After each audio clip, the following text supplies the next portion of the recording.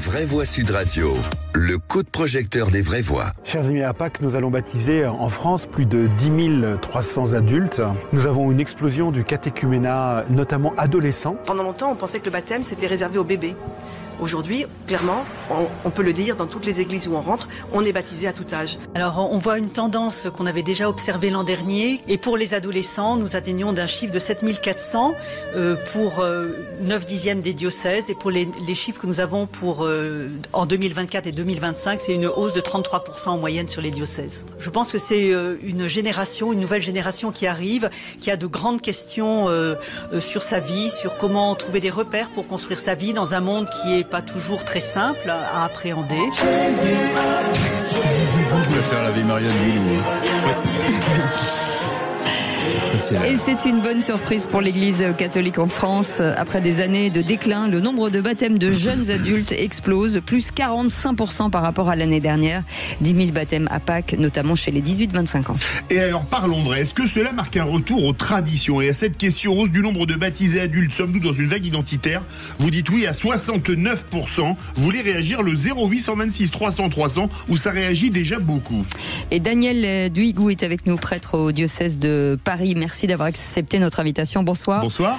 Philippe Bilger, surprise quand même. C'est surprise et en même temps c'est une formidable nouvelle pour moi. Et comprenez bien que je n'ai évidemment aucun mépris pour les agnostiques ou les athées. Mais je trouve que cette extraordinaire nouvelle et ce chiffre impressionnant montrent deux choses. Et j'espère ne choquer personne avec ma seconde raison. La première, c'est que je ne vois pas de mouvement identitaire là-dedans. Je vois au contraire une aspiration à la transcendance, c'est-à-dire que tout à coup des êtres, dans un monde qui peut apparaître vide, erratique, chaotique, découvrent qu'une forme de transcendance est nécessaire, qui vous dépasse vous-même et vous reliez peut-être à d'autres croyances. Second argument, et c'est là, je ne veux choquer personne, j'ai l'impression que la domination de manière honorable, entendons-nous, d'une religion musulmane dans certains esprits a bizarrement créé une influence positive sur le reste de citoyens qui ont compris qu'il y avait peut-être une manière tout à fait honnête de s'opposer à une religion dont on ne raffole pas, c'est de s'approcher de la sienne. Et alors c'est peut-être discutable, voilà comment je vois les choses très rapidement. Éric Revel et Tom Collen, et on part et Daniel Duigou, bien sûr. Alors, oui, bien sûr. Je partage le deuxième argument, en fait, même s'il peut sembler, certains vous traiteraient d'islamophobe, forcément. Bon. Mais moi, je crois à autre chose. Alors, certes, un retour vers les racines judéo-chrétiennes, pour ce que vous avez expliqué, Philippe Bilger, mais je crois aussi à autre chose, c'est qu'au moment où l'IA, l'intelligence artificielle, explose, au moment où on parle de transhumanisme, vous voyez, c'est-à-dire la modification de l'homme, etc., d'une certaine manière, il y a peut-être ce mouvement, alors qui n'est pas conscient, mais en fait, on ne sait pas où va l'homme. On sait où il est en ce moment et on a envie de partager. Et je rajoute, j'ai vu un film sur l'IA qui m'a bouleversé. C'est une personne âgée qui est conduite par un robot. Vous voyez, on n'est plus dans un EHPAD, on est conduit par un robot. Alors, tout ça peut paraître absolument incroyable. Vous voyez, il n'y a plus ce lien humain. Et j'ai eu cette petite phrase, j'avais la nostalgie de ce temps que je ne connaîtrais pas. En fait, on est dépassé par ce qui nous arrive et on a besoin de se raccrocher à des choses que nos ancêtres, nos grands-parents ont connues, et la religion en fait partie. Tom. Oui, je suis d'accord avec ce que dit Éric Revel. Je pense que la dimension technophile de notre société nous rend un peu technophobe parfois.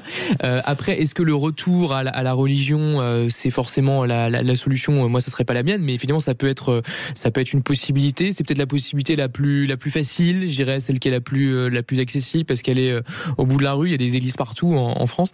Voilà. Après, je sais que c'est pas du tout le même sujet. Et je veux absolument pas mélanger les thématiques, et j'ai un grand respect pour les gens qui ont la foi, quelle que soit la religion, mais j'aimerais quand même entendre aussi monsieur quand même sur dans le même temps son sentiment sur les affaires qui existent dans les églises, dans les lycées catholiques, les établissements catholiques, qui ont quand même un certain rapport avec la religion également. Donc comment est-ce qu'on peut expliquer cette mise en parallèle, on pourrait dire. Là, c'est pas le sujet du jour. C'est pas le sujet, mais un peu quand même, quoi. C'est un petit rapport quand même. On en a déjà parlé dans d'autres émissions. Daniel Duigou, vous êtes prêtre au diocèse de Paris, ancien journaliste télé. Est-ce que vous le constatez, vous, ce retour de la religion, notamment chez c'est des gens qui changent de religion, qui n'ont pas été baptisés par leurs parents, qui viennent se faire baptiser?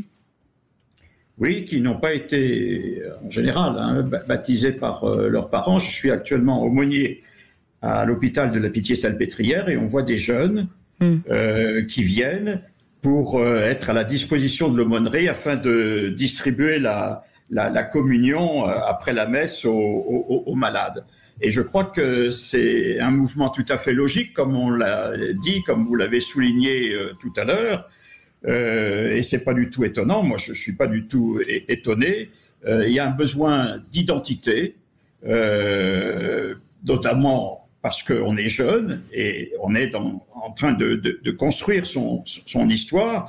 Or, dans un monde qui est en plein bouleversement et qui est plein d'inconnus, et notamment quel est l'avenir de l'homme avec un H majuscule, compte tenu de l'IA, compte tenu d'un certain nombre de choses. Est-ce que l'homme, toujours pareil avec un H majuscule, est-ce qu'il n'est pas menacé? Donc il y a une demande de sens. Les repères de demain ne seront pas les repères d'hier, mais il peut y avoir une inquiétude par rapport à l'ambiguïté de ce retour du sacré ou du spirituel. Oui.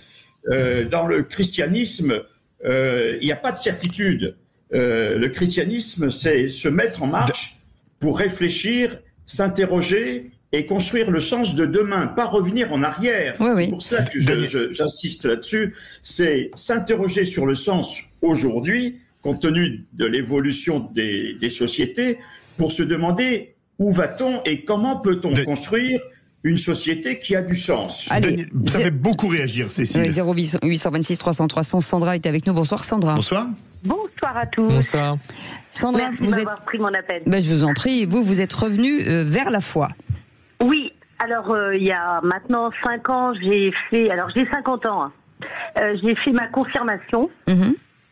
À un moment où ma fille a préparé sa confirmation, elle, dans un cycle plus classique, à l'âge où on le propose habituellement. Et depuis, en fait, j'avais, vous savez, vagabondé vers une espèce de spiritualité du bien-être, où on a des énergéticiens qui vous prennent 60 € pour essayer de vous redonner un petit peu de baume au cœur. Et en fait, c'est la foi qui répond à tout ça, et tout à fait gratuitement, avec un partage. Moi, j'ai repris depuis quelques mois, je fais partie d'un nouveau chemin d'évangélisation. C'est de la catéchèse, entre autres pour adultes. C'est aussi se retrouver, partager dans notre quotidien et comment la Bible peut répondre à certaines de nos interrogations. Et surtout, ne plus être dans le avoir, mais dans l'être. C'est-à-dire que le matérialisme, je pense qu'on voit tous qu'on est arrivé un petit peu au bout. Alors, forcément, on est des êtres incarnés, on a besoin de manger, de se loger, travailler, et tout ça, c'est cohérent par rapport à la religion. Mais pas que ça. Allez, restez avec nous, Sandra. Arnaud est avec nous, il voulait nous faire un petit coucou. Arnaud, votre... Oui. Je pense que c'est une réaction au matérialisme ambiant depuis 30 ans. Moi, j'étais chef de chapitre dans des pèlerinages il y a 30 ans de ça, et on a semé des graines qui maintenant commencent à fleurir, à pousser. Voilà. Merci. Le mot de la fin, Daniel Duigou, en 30 secondes. Vous pensez que ça va durer, ce renouveau des baptêmes et cette augmentation? Ah oui, je pense que c'est un retour à la spiritualité, à la question du sens. Et les religions, et le christianisme en particulier, offrent un cadre où l'on peut réfléchir, et notamment pour ce qui concerne le christianisme, c'est le dernier mot, c'est réfléchir sur le sens de l'amour aujourd'hui. Merci beaucoup Daniel Duigou d'avoir vous. été avec nos prêtres au diocèse de Paris. Effectivement, peut-être la fin d'une vie individuelle, individualiste et plutôt grégaire, le retour du grégaire peut-être. Merci beaucoup Philippe Bilger. Merci Tom Connard. C'est une émission passionnante malgré l'anniversaire d'Éric Revel. En dépit.